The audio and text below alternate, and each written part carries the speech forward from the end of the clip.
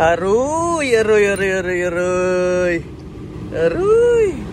Ito na ang sinasabi. Okay na. Okay, so bago lahat, siguro intro muna tayo.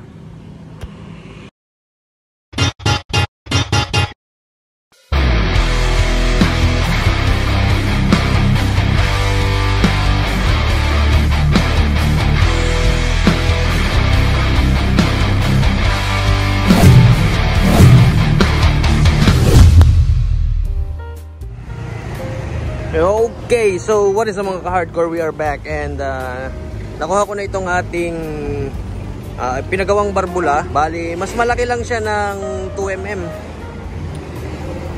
Yan o, halos itong isa, kunin natin. Nagbigay pa rin ako ng clearance, na may clearance pa rin ganyan para hindi siya masyadong malaki. Hindi tayo problema banda-banda ron. So non-magnetic yan para iwas singaw, iwas sabog. Yan. Malalaki yan.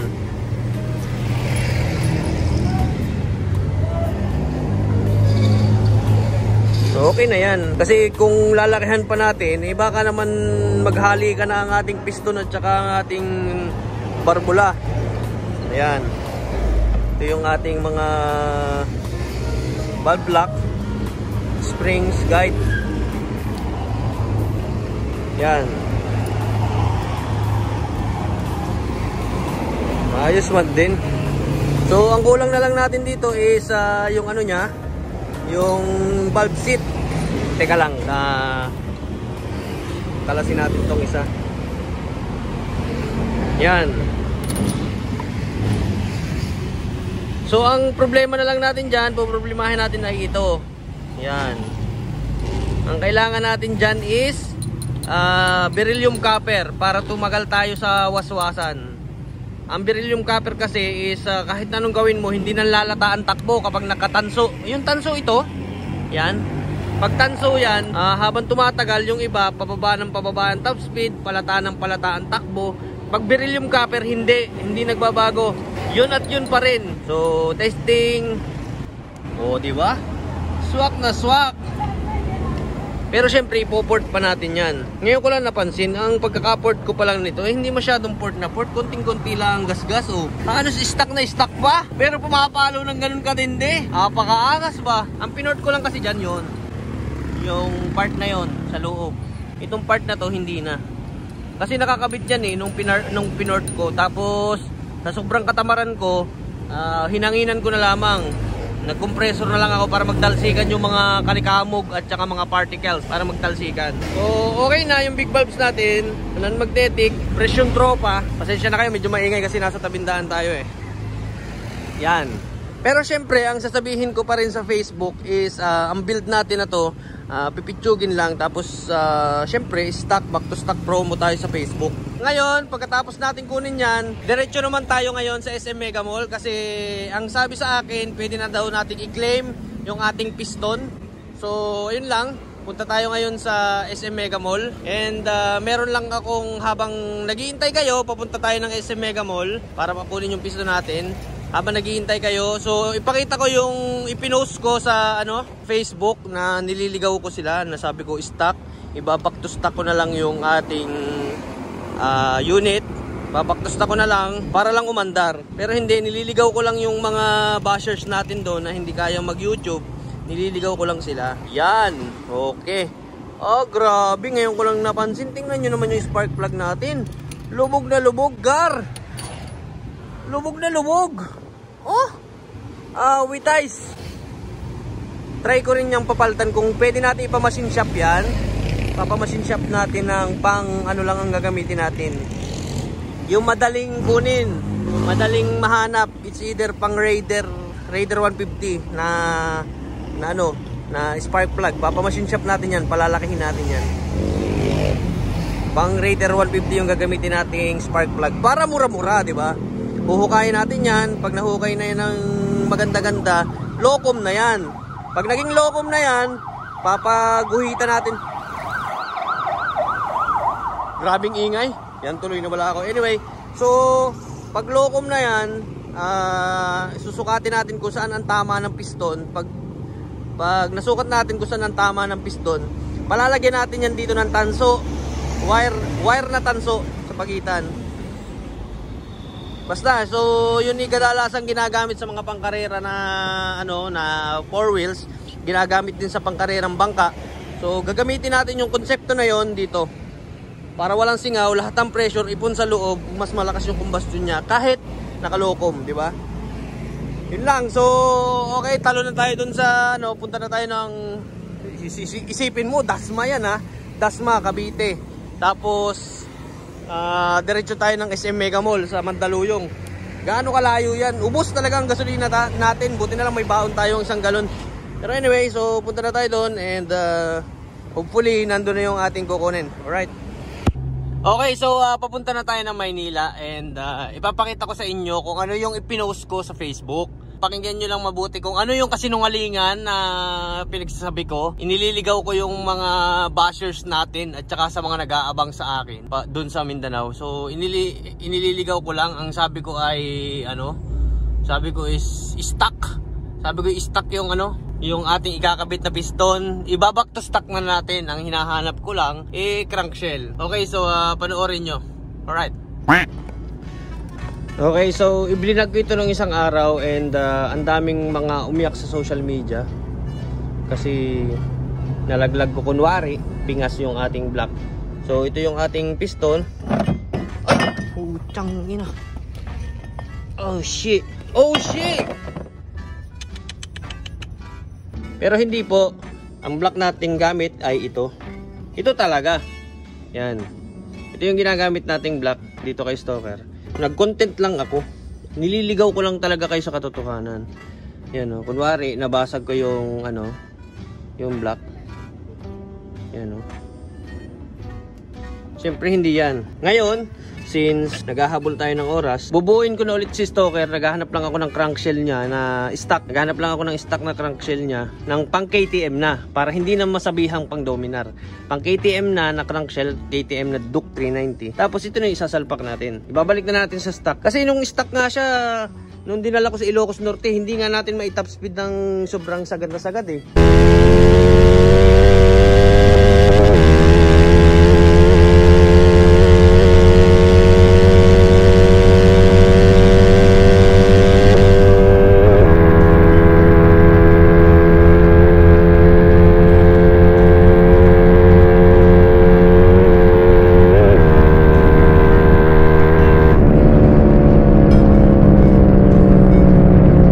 Kasi unang-una, mali din ang sprocketing natin noon. Malaki pa yung mga gulong natin. Meron pa siyang, anong tawag doon, para hindi ma-flat. Kasi pinapang-daily natin yan eh. Pinapang-daily natin to. Nilagyan natin siya nung anti-flat. Ang tawag doon, tire sealant. Kaya mabigat, unahan at huli. Pero ngayon, ito na yung gamit natin. Maninipis na gulong, 50-90 sa harap, 60-90 naman sa likod.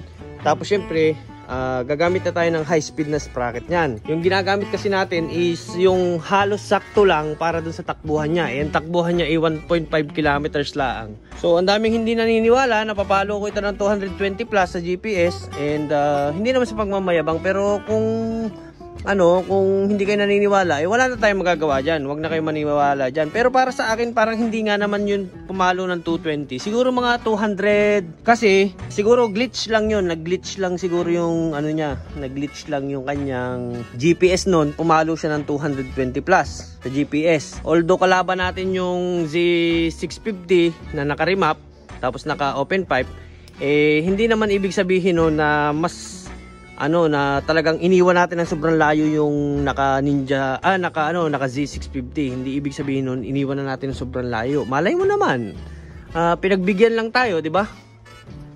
Hindi naman kalakasan talaga yung motor na yan. Kayang-kaya talunin ito ng 250 plus cc na kulay puting Rider FI. Kayang-kaya. Kayang-kaya yan. Malay mo naman, di ba? Malay mo naman. So, i-back to stock na natin yan sa isang araw. Hanap lang ako ng crankshell para lang mabuo at para lang umandar ulit. Tapos, syempre, i-restore ko na lang yung kanyang i-restore ko na lang yung kanyang makina para mapaandar natin. Kasi meron naman na tayo nito, itong isa. Ito na yung gagamitin natin sa mga pang legal drag race, ganyan. Tapos pang daily, pang araw-araw natin is ito. Hindi naman sasabog yan ang makina niyan kasi naka-methanol naman tayo niyan. May dagdag cooling. At saka stock eh. Stock is good. Shit. Fuck no way. Pero anyway, ayun, testingin natin. Ibalik natin sa stock para lang mapaandar, mapagana. Kasi hirap na ako maghanap ng pyesa. And yun na lang ang target natin, mapagana lang siya. Tapos tamang sprocketing at saka papagaanin na lang talaga natin yan para makuha niya yung tamang top speed at tamang takbo. Tingnan natin. So ayun lang, kung gusto nyo ng magandang vlog at makatotohanan, so punta kayo sa ating YouTube channel. Naandyan yan, ilalabas ko yan lahat, yung pagbubuo nito, ng stock natin na makina. And ayun, para malinawan kayong lahat. Alright?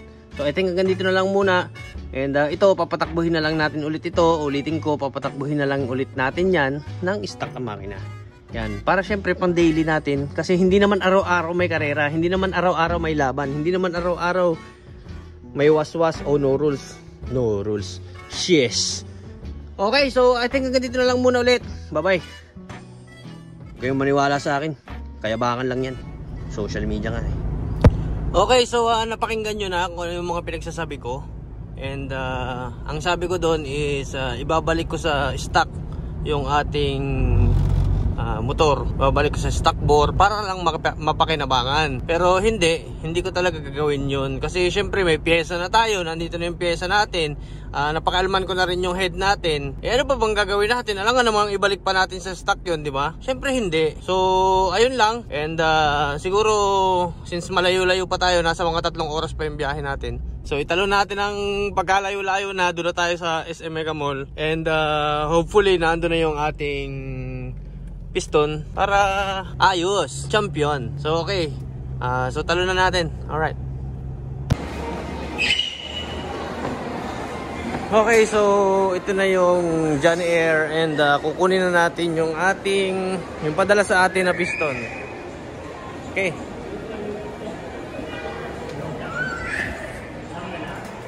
Sir, mag-claim. Ayun na.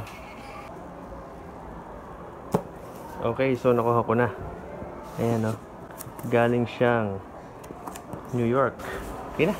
Kaya okay na to? Okay. Yan. Johnny Air Cargo.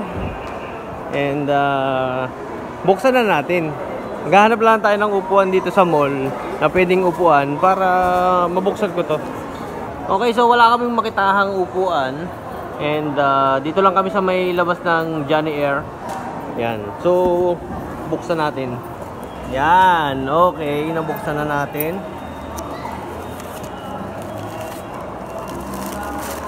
Ano to? Walay. Papel. Para hindi kumalog.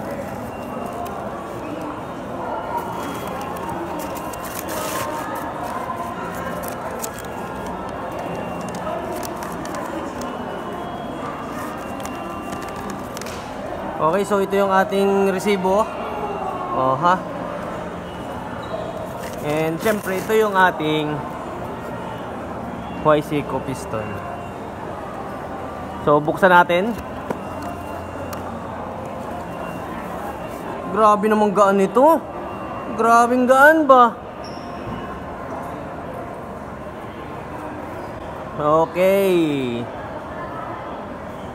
Kintab. Ayos man din, oh.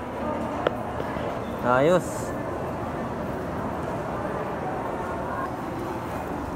Okay, so ito yung ating piston, dumating na.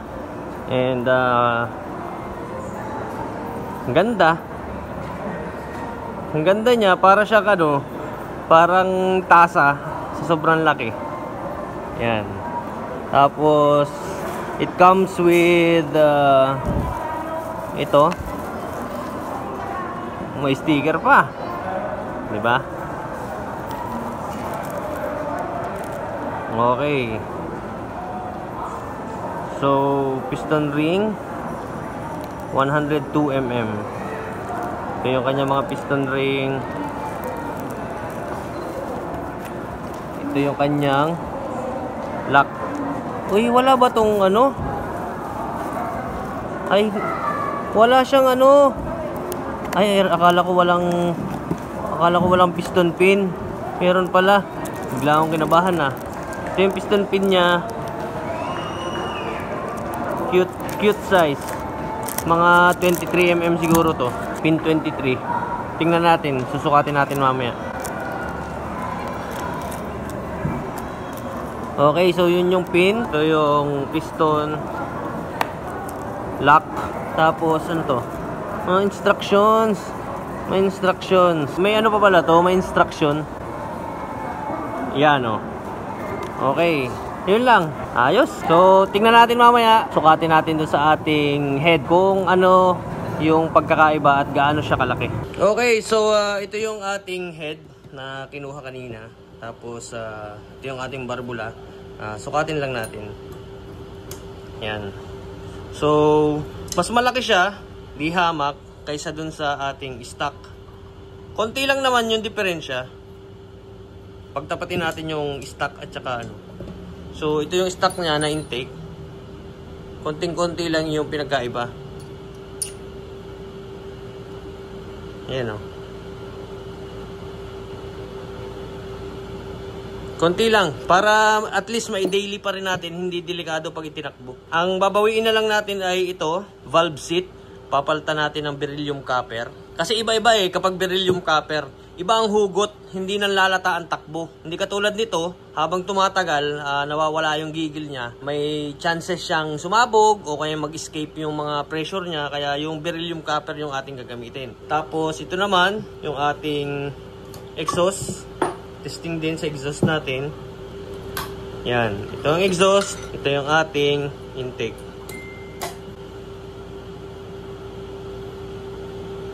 Tsaka kung titingnan nyo mabuti, itong isa, medyo locum yan. Kasi hukay. Ito flat. Tapos lahat yan, non-magnetic. Yan. Yan yung pinagawa natin. So, dumating na rin naman yung ating YC kung nakuha na natin kanina. Yung ating piston. Yan. So, susukatin natin. Galing pa yung ano. Yan o. Johnny Air Cargo New York. Yan. So kaya tayo nagtatagal kasi walang pyesa dito sa Pilipinas. Hindi naman basta-basta tayo pwedeng magsalpak ng pyesa na putyo-putyo lang, yung chipipay na pyesa kasi may chances siyang sumabog. So as you can see, ito sa parte na to medyo nakalubog. Ayan o, nakalubog siya. Nakalubog siya, ibig sabihin, low com. Diba? Low compression yan. Ngayon, dito na lang tayo babawi sa kanyang pocket. Piston profile na lang natin siya. Kung naaalala nyo yung ating isang piston na 100 mm, mas magaan ito, di hamak. Parang kasing gaan lang ito ng 62 na piston. Parang hindi pa, mas magaan pa yata to. So, sukatin natin. Tataob lang natin yan. Yan. Ito yung sukat ng ating piston sa ating head. Imagine nyo kung ganyan yung piston natin, meron pa yung liner na 5mm. Kung ang liner niya ay 5mm, ito yung piston natin. May liner pa siya na ganito kakapal. Ayan. Sasakupin na niya. Halimbawa ganyan. Ayan o. Para may marking tayo. Yan. Yan yung piston lang niya. Kung magkakameron pa tayo ng liner, ibig sabihin mas makapal pa. Lalabas pa yan dito sa parte na to. Imagine nyo na lang, may 5mm tayong liner. 5mm lang yun ha. Ito yung ating head. Sample, 5mm lang yan. Kung ganyan kakapal ang ating i-adjust sa ating head, ibig sabihin, compromise yung ating butas ng ating tubig. Ayan, compromise yung tubig yan. Kailangan at least masarhan yan dito. Sarado yung part na yan para yung pressure dito is hindi siya sisingaw. Dapat nga mas malaki pa eh. Ang magiging butas niya ngayon, ito sa ating head na ito, is palalakihin natin hanggang dyan. Yan, ganyan na yung magiging butas niya. At ganon din naman sa kabila. Yan, imagine niyo ganyan yung butas niyan. Papasadya tayo ngayon ang gasket niya. Ang gasket niya ay magiging tanso. Papasadya tayo ng tanso na gasket. Yan. Kung ganyan na magiging ano niyan, i-angle natin yan. Pati block, butas ng block is gagawa natin. Ipoport natin ngayon yan lagusan ng tubig. Dito. Hindi lang tayo basta lagay ng pyesa. Kasi napakalaki ng adjustment na ating inilagay. Ayan o. Ito yung piston natin. Diba? Sa piston pa lamang yan. Ipipiston profile pa rin natin yan. Kung napapansin nyo, ito, parte na to. Medyo huhukayin pa natin ng kaunti yan. Para, titingnan natin kung ilan na yung compression. Kung uubra na ito, itong part na to, di mas maganda. Tingnan nga natin kung parang sinukat talaga itong barbulang ito dito. Parang sinukat sa kanyang pocket. Ayun o, tingnan nyo mabuti o.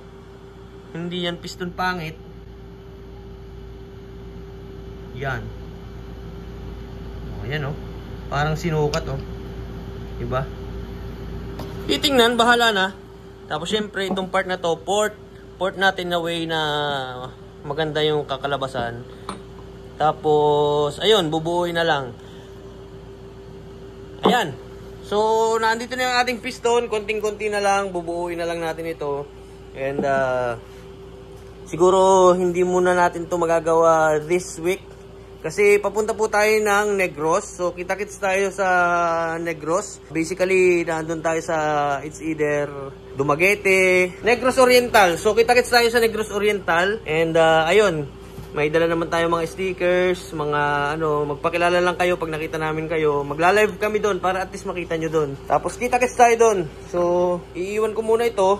Ang flight natin is bukas ng gabi. Kaya wala na akong oras para ipagawa ito. Since naka big bulbs naman na ito, edi kakunti na. Big bulbs, beryllium copper na lang. Tapos ito, adaptation na lamang nitong ating piston dun sa ating connecting rod. Kasi ang alam ko, hindi ko alam kung anong sukat kasi nito eh. Ito kasi yung ating piston pin. Yan. Hindi ko alam kung anong sukat nito, kung 23mm or 24. Bali, hindi ko muna binubuksan kasi pag binuksan ko baka ma-excite tayo. Kagulo na naman yung ating utak habang tayo ay nasa malayo. Okay, so ayun lang. And I think hanggang dito na lang muna. Pagbalik natin ng Maynila, pagbalik natin dito, so ipapagawa na natin ulit ito, ipapatira na natin para matapos na natin si Stalker. Konting-konti na lang talaga. Konting-konti na lang. Yan o. Ang kanyang mga tansya meters. Okay, so ito hanggang dito na lang muna, and paki-like, comment, share, and subscribe na lang. So ililigaw ko na naman yung mga bashers natin sa sa Facebook. And hopefully maniwala sila sa akin. Pero syempre grabing lakas ang ibibigay nito ngayon. Ang ilalabas ko na lang siguro sa Facebook is, ewan ko, bahala na. Tingnan na lang natin. Okay, so ayun na lang ulit. And ayun, bye bye.